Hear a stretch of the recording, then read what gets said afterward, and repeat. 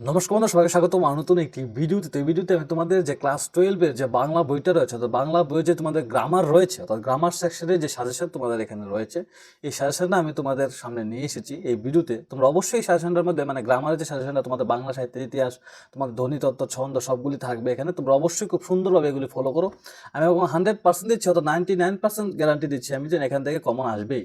তো খুব ভালোভাবে এটা ফলো করো। আর যারা আমার চ্যানেলে নতুন হয়ে থাকো তারা অবশ্যই চ্যানেলটাকে সাবস্ক্রাইব করে নিও, যাতে করে যে পরবর্তী যে আপডেটসগুলি মানে পরবর্তী যে ভিডিওগুলি আসবে এগুলি যাতে তোমরা খুব সহজেই পেতে পারো। তো অবশ্যই চ্যানেলটাকে সাবস্ক্রাইব করো, আর বন্ধু বান্ধবীর সাথে অবশ্যই চ্যানেলটাকে শেয়ার করে দেবে। আর যারা পিডিএফ কিনতে চাও, অর্থাৎ মানে এটা না, মানে যে কোনো যে সাজেশন যে রয়েছে, তোমরা যদি আনসার সহ কিনতে চাও তো তোমরা অবশ্যই আমার সাথে কন্ট্যাক্ট করতে পারো। নাম্বারটা তোমরা জানো, তো অবশ্যই হোয়াটসঅ্যাপে মেসেজ করতে পারো। মনে রাখবে কল না, হোয়াটসঅ্যাপে মেসেজ করবে। কল কিন্তু লাগবে, কিন্তু এটাতে ধরা হবে না কল, ঠিক আছে? তো মনে রাখবে যে হোয়াটসঅ্যাপে মেসেজ করবে আমাকে, ঠিক আছে? তো তাদের সাজেশন দরকার যারা পেড করতে চায় অর্থাৎ কিনতে চায়, ওকে? তো চলো এখন দেরি না করে ভিডিওটা আমরা শুরু করি। তো প্রথম দেখো আমাদের থাকছে যে আমাদের বাংলা সাহিত্যের ইতিহাস থেকে আমাদের থাকছে প্রথম একটা কোশ্চেন, বাংলা গদ্যের বিকাশে পোর্ট উইলিয়াম কলেজ ও লেখক গোষ্ঠীর অবদান উল্লেখ করে। এই কোশ্চেনটা খুবই ইম্পর্টেন্ট, তোমরা খুব ভালোভাবে পড়বে এখান থেকে। আনসার দিয়েছি আমি।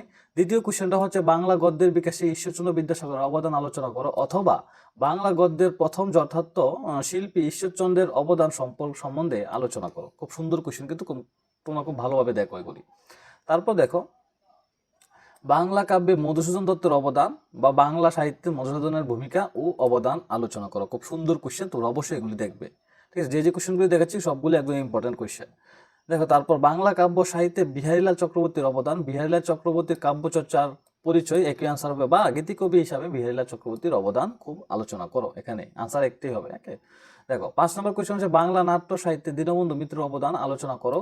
বাংলা নাটকে দীনবন্ধু মিত্রের অবদান আলোচনা করো। খুবই সুন্দর কোশ্চেন, তোমরা অবশ্যই এটা ফলো করবে।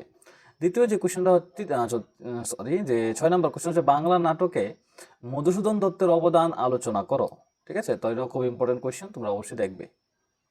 তারপর দেখো বাংলা নাট্য সাহিত্যে নাট্যকার রবীন্দ্রনাথ ঠাকুরের অবদান আলোচনা করো। খুবই সুন্দর কোশ্চেন। তারপর দেখো বাংলা নাট্য সাহিত্যে বিজন ভট্টাচার্যের অবদান, ঠিক আছে? বা বাংলা গণনাট্য আন্দোলনে বিজন ভট্টাচার্যের অবদান আলোচনা করো। খুবই সুন্দর কোশ্চেন, ঠিক আছে? তারপরে কোশ্চেন থাকবে তোমাদের ধ্বনিতত্ত্ব থেকে। তো ধ্বনিতত্ত্ব দেখো কোনটা থাকবে তোমাদের, স্বরভক্তি বা বিপর্যয় কাকে বলে, তারপর হচ্ছে ধ্বনি বিপর্যয় কাকে বলে উদাহরণ, অপনিহিত কাকে বলে উদাহরণ হিতি, ঠিক আছে? তারপর দেখো অবিশ্রুতি কাকে বলে উদাহরণ, সমীভবন বা সমীকরণ কাকে বলে উদাহরণ, নাসিক্যী ভবন কাকে বলে উদাহরণ, বিষ্ণু ভবন কাকে বলে উদাহরণ, ধ্বনিলোপ কাকে বলে উদাহরণ। তারপর আছে তোমার ছন্দ। মনে রাখবে এই যে এখানে আছে কয়েকটা, এখানে তোমাদের ধ্বনিতত্ত্ব, এই ধ্বনিতত্ত্বগুলো এখানে যেগুলি আছে এখান থেকে 3টা তোমাদের গ্যারান্টি আসবে। তো তোমরা অবশ্যই এগুলি দেখো, তুলে নাও, ভিডিওটা পজ করে করে আস্তে আস্তে করে। যাদের পিডিএফ দরকার তারা আমার কাছে বলবে, আমি তোমাদের এটা দিয়ে দেবো ফ্রিতে, ঠিক আছে? তারপর দেখো তোমাদের ছন্দ থাকবে, যে 2টা ছন্দ তোমাদের অক্ষরবৃত্ত ছন্দ এসে গেছে। তো এবার তোমাদের 2টা ছন্দ হয়েছে, একটা হচ্ছে দলবৃত্ত ছন্দ আর একটা হচ্ছে তোমাদের কলাবৃত্ত ছন্দ, অর্থাৎ মাত্রাবৃত্ত ছন্দ। তো এই 2টা ছন্দ থেকে তোমাদের একটা ছন্দ এবার পরীক্ষায় আসবে।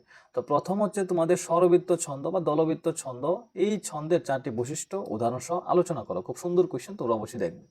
তারপর দেখো যে কলাবৃত্ত বা ধ্বনি প্রধান ছন্দ কাকে বলে, উদাহরণস্বরূপ মনে রাখবে কলাবৃত্ত ছন্দ কিন্তু মাত্রাবৃত্ত ছন্দ। তো উদাহরণস্বরূপ কলাবৃত্ত বা ধ্বনি প্রধান ছন্দের লক্ষণ বা বৈশিষ্ট্যগুলি লেখো, অথবা মাত্রাবৃত্ত ছন্দ কাকে বলে, এই ছন্দের 4টি বৈশিষ্ট্য সহ উদাহরণ লেখো। আমি 2টা দিয়েছি, কিন্তু যেভাবে কোশ্চেন হয় করবে আনসারটা সুন্দরভাবে করবে। দেখো আনসারও দিয়েছি এখানে, বৈশিষ্ট্য দিয়েছি এখানে, উদাহরণ দিয়েছি এখানে, সবগুলি একদম পারফেক্টভাবে বানিয়ে দিয়েছি। তোমরা যাদের পিডিএফ দরকার তারা অবশ্যই টেলিগ্রামে জয়েন করে আমার সাথে মেসেজ করবে।